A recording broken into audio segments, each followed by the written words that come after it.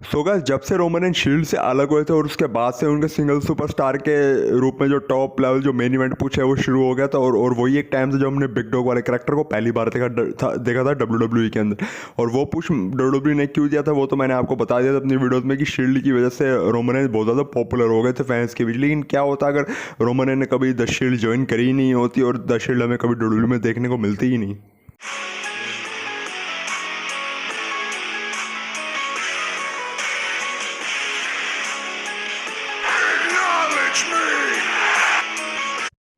So guys, आज के time पे जो द ट्राइबल चीफ रोमन है जो WWE के बहुत बड़े सुपरस्टार है और उसमें से आधा काम द शील्ड का भी है। लेकिन क्या होता है कि अगर रोमन ने कभी द शील्ड ज्वाइन करी नहीं होती और द शील्ड कभी हमें WWE के अंदर देखने को मिलती ही नहीं, तो फिर भी क्या जो रोमन है वो ट्राइबल चीफ बन पाते और क्या वो WWE के इतने सक्सेसफुल सुपरस्टार बन पाते जैसा कि आज हैं। तो आज की वीडियो में हम उसी बारे में बात करेंगे, तो वीडियो इंटरेस्टिंग होगी, एंड तक जरूर देखना। तो देर की बात की शुरू करते हैं। सो गाइस, हमने द शील्ड का मेन रोस्टर डेब्यू 2012 में देखा था, 2012 की सर्वाइवर सीरीज में जब जॉनसन और रायबैक का मैच हो रहा था और द शील्ड ने आई थिंक आके रायबैक के ऊपर या फिर जॉनसन के ऊपर, इन दोनों में से किसी के ऊपर अटैक करा था। और वही एक टाइम था जब द शील्ड मेन रोस्टर पर आई थी और द शील्ड ने सब फैंस को हिला के रख दिया था, क्योंकि उस टाइम पे कहीं से भी ऐसी इन्फॉर्मेशन नहीं आई थी कि WWE एक नई स्टेबल को मेन रोस्टर पर लाने वाली है। और साथ ही रोमन ने सेथ रॉलिंस, डीन एम्ब्रोज, ये पहले NXT ब्रांड में अलग अलग हुआ करते थे और WWE इन तीनों को साथ मेन रोस्टर पर लेकर आई, इनकी टीम बनाई जिसका नाम हमने बाद में द शील्ड भी देखा। तो द शील्ड की वजह से रोमन एज जब इतने पॉपुलर हुए थे WWE में,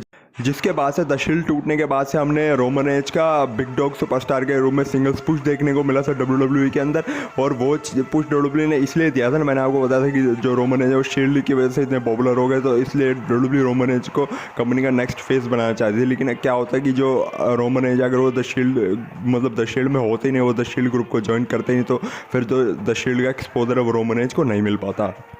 और गाइस, एक बात ये भी है, अगर द शील्ड होती नहीं तो फिर फैंस इतनी जल्दी रोमन एज को नोटिस नहीं करते, क्योंकि शील्ड के अंदर WWE रोमन एज को एक पावर हाउस के तौर पे दिखाती थी, एक मॉन्स्टर पावर हाउस की तरह। हर मैच में रोमन एज सुपरमैन पंच स्पीयर लगाते थे। अब मेरे को याद है कि जब हमें द शील्ड और एवोल्यूशन की फ्यूड देखने को मिली थी, उस टाइम पर भी रोमन एज को WWE बहुत ज़्यादा पावरफुल दिखाती थी। तो ऐसे में रोमन एज को शील्ड के अंदर एक पावर हाउस की तरह दिखाया जाए तभी फैंस रोमन एज को नोटिस करने लगे थे। लेकिन अगर शील्ड ग्रुप में रोमन एज होते ही ना, या फिर शील्ड का हमें कभी डेब्यू ही नहीं देखने को मिला होता WWE के अंदर, तो शायद इतनी जल्दी जो फैंस है रोमन एज को नोटिस नहीं करते। और रोमन एज मिड कार्ड मतलब एक तरह से मिड कार्ड लेवल पे स्ट्रगल कर रहे होते, मिड कार्ड टाइटल्स में या फिर मिड कार्ड फील्ड में स्ट्रगल कर रहे होते। और गाइस, अगर शील्ड नहीं होती तो WWE को next face of the company मिलने में देरी होती, क्योंकि शील्ड के अंदर रोमन रेंज थे और रोमन रेंज को अब फैंस ने नोटिस करना शुरू कर दिया था। तो वहीं से WWE को अपना next face of the company मिल गया था। मतलब जॉनसन के बाद जिसको WWE next face of the company बनाना चाहती थी, वो शील्ड के अंदर से ही WWE को मिल गया था, और वो थे रोमन रेंज, जो कि मैंने आपको अपनी पिछली कुछ वीडियोज़ में बताया भी है। तो अगर शील्ड नहीं होती तो शायद फिर WWE को मतलब next face of the company के लिए सुपरस्टार ढूंढना पड़ता, फिर शायद WWE सेथ रॉलिंस को पूछ देती या फिर डीन एम्ब्रोज को या फिर किसी बड़े सुपरस्टार को। तो शील्ड की वजह से रोमन एज को ये हेल्प मिली कि WWE ने रोमन एज के ऊपर भरोसा किया और फिर हमें वो बिग डॉग वाला कैरेक्टर देखने को मिला। और फिर रोमन एज ने मल्टीपल रेसलमेनिया मेन इवेंट करे, मल्टीपल टाइटल्स जीते, फिर मिड कार्ड टाइटल्स भी जीते, और वो शील्ड में रोमन सेथ रॉलिंस का टैग टीम चैंपियंस भी रहे थे।